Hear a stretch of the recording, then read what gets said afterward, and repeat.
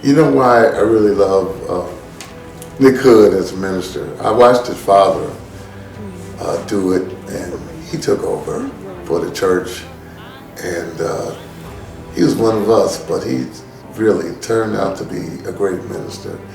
I know it's hard, and that's something that I know that all ministers may not be doing what they're doing because for the right reasons, but I know it's hard. I know he's a beautiful man, and we've been knowing each other for over 50 years. I believe in him. He's inspired me in so many ways to do what I'm doing and try to be the best at it. Make sure you watch Nick Hood's ministries. You'll never be the same.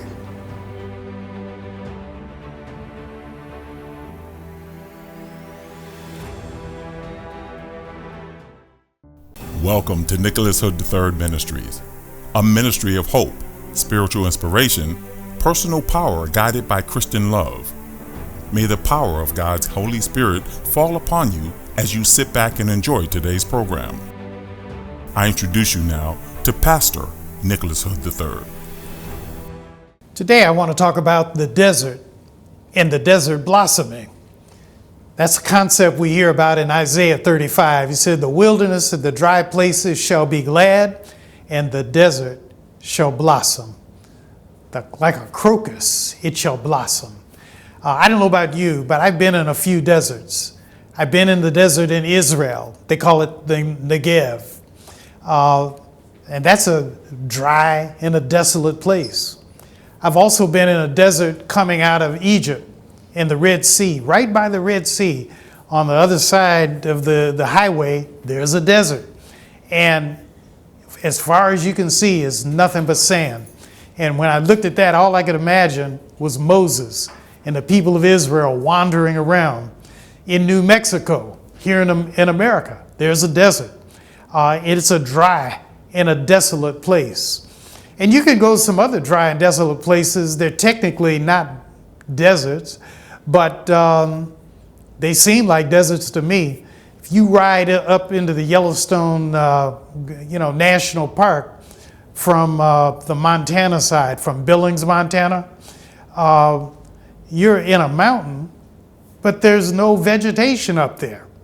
And you can hear little animals scurrying, but you can't see them. That, to me, was a scary and a creepy kind of place. And so it got my attention when I think about Isaiah 35, when he says, "The wilderness and the dry places shall be glad, and the desert shall blossom like the crocus." And I think about that image because the desert is really a dry place. And I asked myself, what does it take for the desert to blossom? And why was Isaiah saying this? Isaiah said this because think about who he's preaching to. He's given a prophecy to the people of Israel who for practically 70 years were under Babylonian captivity in Assyria. And God made a way through Cyrus of Persia to liberate the Jews from Babylon. That's how they came home. And in Isaiah 35, he talks about how God will create a highway for them to make their way back to Jerusalem. And this was an emotional point for the Jewish people because you had the separation of families. You had people with skill sets who had been taken away into Babylonian captivity. You had others who were less skilled who had to remain in Jerusalem. You had entire families that had been wrenched apart. And now, seemingly when it looked like they would never be reunited, Isaiah is bringing the good news. And the good news is that God is making it possible for us to come back together again. And with us coming back together, it will be like a desert which is now blossoming. And I want to talk a few minutes about blossoming as an individual. To me, people who have a spiritual relationship with Jesus Christ, they blossom. You can be the poorest person in the world. You can be the sickest person in the world. But if you have the Lord in your heart, you are never going to be totally outcast. If you have a relationship with Jesus Christ, you'll find that even at a stage when in your poverty, you will have something to rejoice about. In your sadness, your sickness, you will have something to smile about. In your loneliness, you will have something to make you feel good. And to me, in my life, I feel like I'm blossoming every day of my life. I'm 74 years old, and I'm having a ball with life. I am having a ball right now talking with you because I know it means something, and it means something to me. And what it means is this is something I've wanted to do all my life. And so at a relatively late stage of life, I am blossoming. And I want you to think for a moment and ask yourself, am I blossoming in my old age? Am I blossoming in my young age? Not everybody looking at this is old. There's some younger people who tell me they look at this every week. And ask yourself, am I blossoming or am I just vegetating? And how do you know the difference? And to me, if you're bored with your life, if you're not happy with the life that you're living, you might want to ask yourself, am I in a desert? The creative people, the people who compose music, those who create their own visual arts, their literary arts, that write poetry, write stories, all creative people that I know at some point hit a dead end. They hit a wall. And when they hit that wall, sometimes they use the expression, I'm in a dry period of my life. And I haven't been able to snap out of it. And everybody needs to find ways to snap out of the dry moments in life. For me, as I said a minute ago, having a relationship with Jesus Christ helps me to stay fresh. It helps me to stay enthused. It helps me to stay energized about life.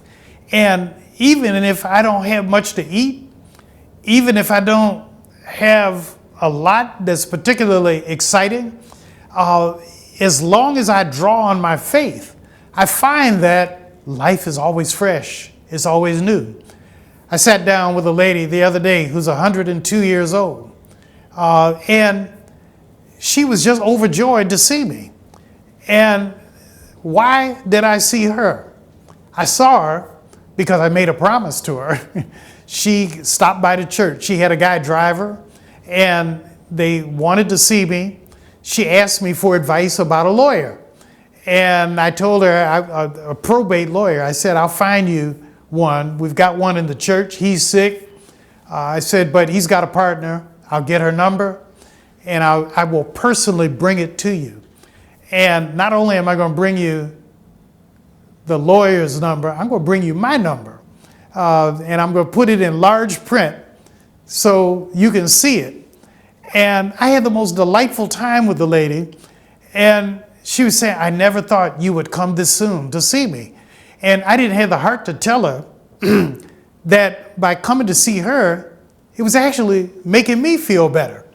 And that's one of the secrets I've learned about staying fresh emotionally and fresh spiritually in life. My secret is, if I ever hit a dry spot, a dry moment, just find somebody who's sicker than me. Find somebody who's sad. Find somebody who's in prison. Find somebody who is estranged from their family, who doesn't get along with their children, doesn't get along with their parents in their old age. And I sit down with them, I talk with them, and in the process, I find that I feel better.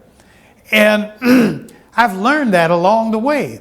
I used to think that if I was going to be creative, I had to go away to a quiet place, to go to the top of the sand dune. We've got a sand dune series not far from Detroit, about an hour to the east of Detroit, in a city called Port Huron. When you cross the Blue Water Bridge into Canada, there's a provincial national park, a Canadian national park called Pinery Park. And they have all kind of nice things there. They have canoeing, they have bike riding paths, they have nature walks, but they also have sand dunes that lead out to Lake Huron, which is beautiful. The water is just refreshingly blue. I used to think that to get closer to God, I would have to go to one of those sand dunes and sit there on the top of the sand dune and just meditate. But after a while, it dawned on me. I said, Nick, it took you an hour just to get to Port Huron, another half hour to get to the park, and then once you get to the park entrance, it takes you a half hour to get to the sand dunes. That's 2 hours. I said, do you really want to spend 2 hours every time you want to get closer to God? I said, why not find another way? And what I found is a better way of getting closer to God and feeling spiritually refreshed is simply picking up the telephone, calling somebody, or going to see somebody who's sick, going to see somebody who's sad.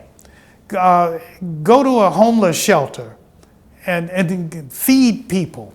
And in the process of doing something good for somebody else, what I found is that it makes me feel better, and I feel like a better person. And in the process of doing that, I am renewed over and over and over again. Last Saturday night, I had to fill a marital promise. My wife made me promise before we got married. She said, please promise me that at least one Saturday night a year, you'll go out with me to a party and you won't complain about you having to prepare a sermon for the next day. And my wife is a lawyer. She's also a judge.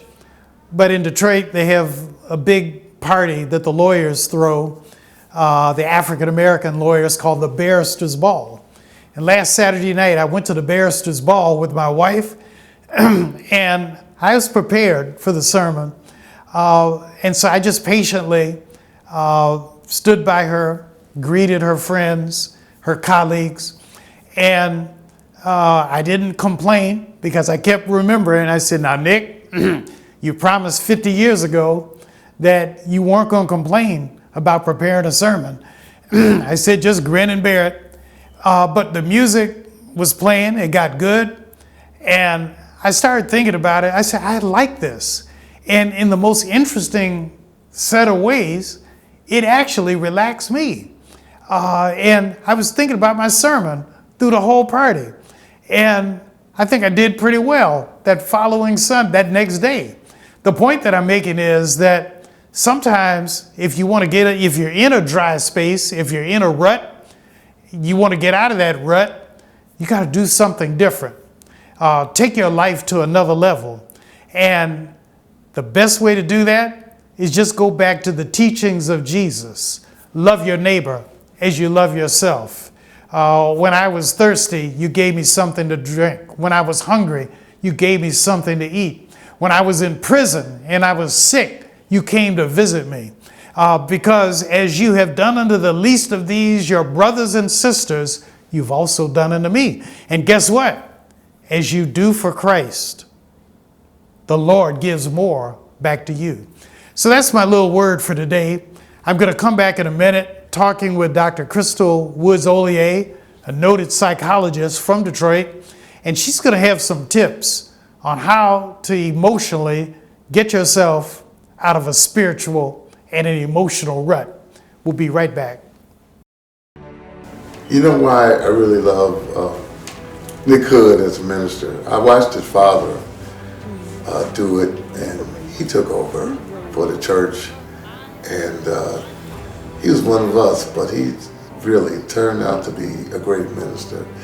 I know it's hard, and that's something that I know that all ministers may not be doing what they're doing because for the right reasons, but I know it's hard. I know he's a beautiful man, and we've been knowing each other for over 50 years. I believe in him, He's inspired me in so many ways to do what I'm doing and try to be the best at it. Make sure you watch Nick Hood's Ministries. You'll never be the same.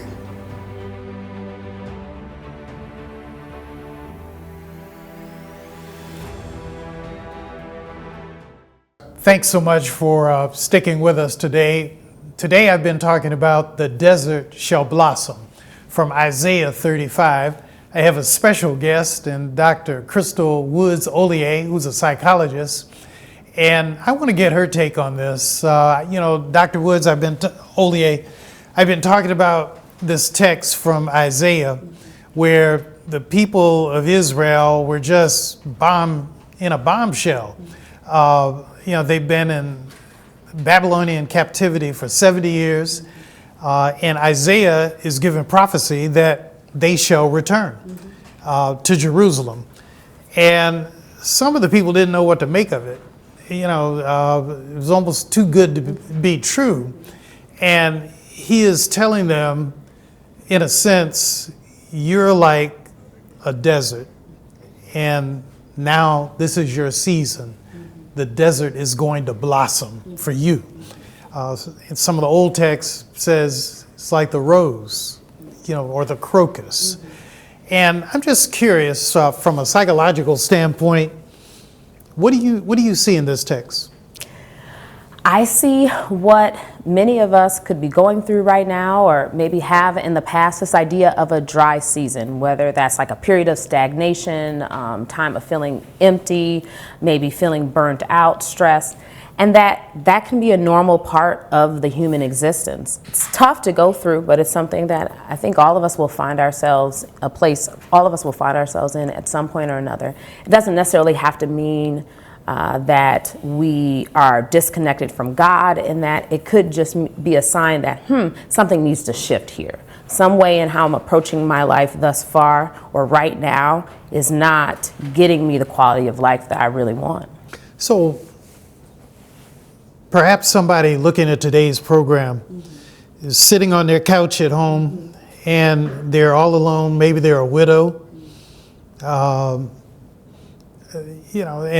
maybe they're just in a dry season. And I'm not saying that to say that if you're a widow, you're in a dry season.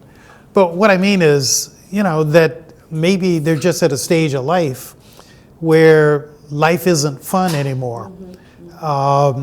Maybe they're bored. Maybe they don't like having to interact with their grown children.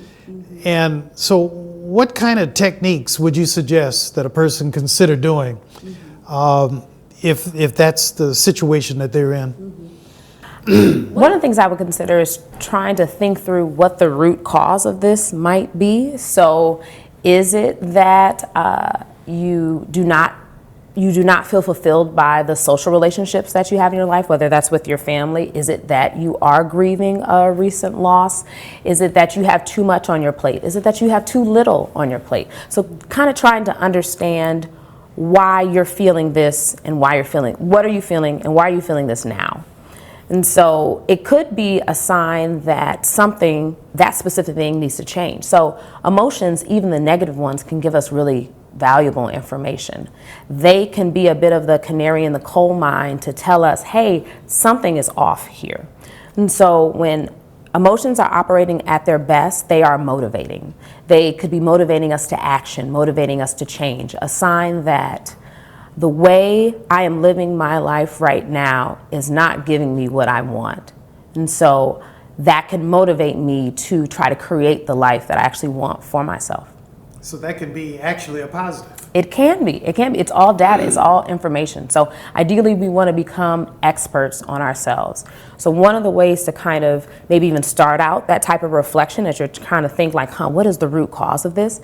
May be engaging in a practice we would call mindfulness. It's kind of like a grounding, it's like a meditative brain strengthening exercise. Because if you're in a dry season, if you find yourself in the desert, you may be in a desert storm, sand and heat whirling around and feeling like you are stressed, overwhelmed, cortisol increasing. A way to kind of ground yourself in that moment is to get a bit out of your head. Because we can spend a lot of times either stuck in our heads worrying about things that happened in the past or worrying about trying to be anxious about the future. And when we're doing that, we're not being a full participant in the present moment. That's where mindfulness comes in. That's the idea of training your brain to focus your attention on this moment and to get out of your own head. And so the way we ground ourselves in the present moment is by taking in information from our 5 senses. Because sensory information, what we see, taste, feel, smell, and hear, that is moment to moment information. We aren't smelling a smell from 5 years ago. And so by focusing in on our 5 senses, that can ground us in the present moment and give ourselves the brain space, push a bit of that worry, push a bit of that anxiety out of our mind so that we can hear the voice of God. We can try to hear, what is God trying to tell me in this moment? What am I supposed to be learning right now? What shift am I supposed to be making? So that would be the first step I would recommend in trying to ground yourself so that you can reflect. Figure out, what is God trying to tell me right now so I can get to the root of this issue.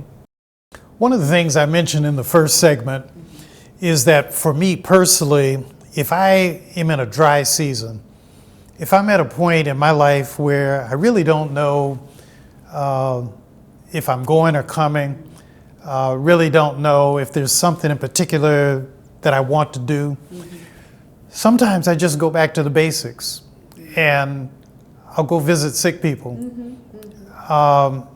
or try to engage in some good work, helping other people.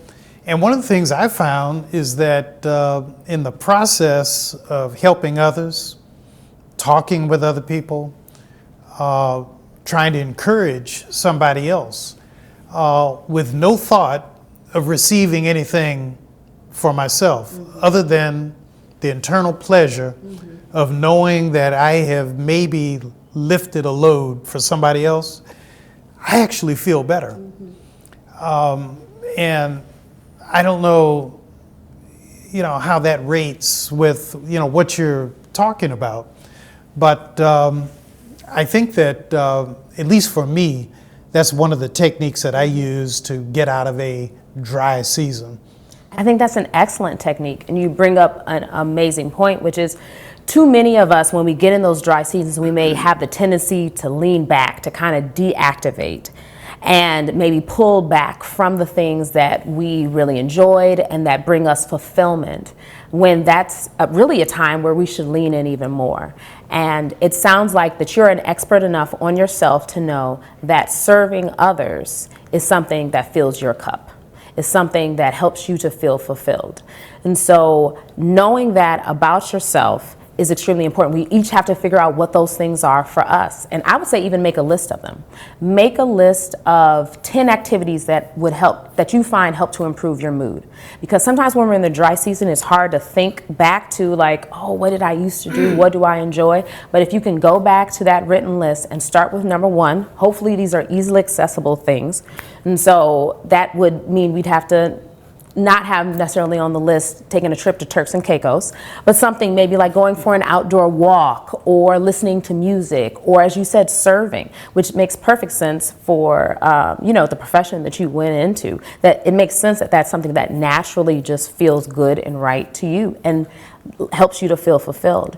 And so if we can have our list, create our list, and when we're in that dry season, try to work through the items on that list, even though we won't feel like it. Because honestly, our feel like may be broken. But this is actually how we get it back. We have to actually walk by faith in this moment and not by sight, and trust the process. Trust that by the doing, I will get back to the feeling. We only have a minute or so left, but I saw you the other night at a big party downtown in Detroit, the Barristers Ball. Yes. And it's interesting, I'm not a big party animal, but I found over the years that something happens to me when I'm in a party setting and I relax. Okay. And I think I actually preach better the next day if I've been to a party. Okay, even with maybe a little bit less sleep? Definitely much less sleep. Yes. Can you share with our audience again how they can learn more about where you work? Yes. So I work with LifeStance Health. It is a nationwide behavioral health outpatient organization, and we have operations here in Michigan where I serve. So I am a clinical psychologist and therapist seeing adults aged 18 and up. It is my passion. It is what I love to do. If you are interested in meeting with a therapist or a psychiatric prescriber, you can reach out to LifeStance Health in Michigan at area code 734-259-0000. Dr. Crystal Woods-Ollier, thank you so much for being with me today. And I want to thank those of you who are looking at today's program. I hope you've gotten something out of it. And if nothing else, particularly if you feel like you've been in a desert, I hope you feel that the load will be a little lighter. I just want to make an appeal. First of all, thank you for those who are supporting this ministry financially. I'm really trying to take the ministry to the next level, and it would be very helpful if we had you as a financial supporter. I've had a few people over the last few weeks who have actually been giving repeat gifts. And most of them are not very big gifts. I think that even at the level of $10 a week, I hate to talk about money. You should see me at my church on Sunday mornings. I hate to talk about money in church, but it's just one of life's realities that we have to deal with. But I want to thank those of you who are able to support this. And for those who have not supported, but you're thinking about it, I want you to think about supporting this ministry on a very basic level. $10 a week. Just send a check to Nicholas Hood Ministries, 4535 Chrysler Drive, Detroit, Michigan. It's on the address on the screen. And I'm sure it will be a blessing to this ministry. Thank you so much for being with me today. And to Dr. Crystal Woods-Ollier, thank you. Appreciate it so much. Thank you for having me. Okay, God bless. And I look forward to seeing you next week. Every step of the way, God is trying to show you something every step of the way. When things seem to be going wrong, that's God's way of opening another door. I am convinced that God has been directing me every step of my life. On the Word Network. This is a new ministry which is just starting. Reverend Hood needs your help in sharing the good news of Jesus Christ and His power throughout the world. If you would be so kind as to send a donation to Nicholas Hood III Ministries of any amount, Reverend Hood will send you a free complimentary copy of his book of original personal prayers and beautiful photographs entitled The Test, The Strength, The Endurance, and The Way Out.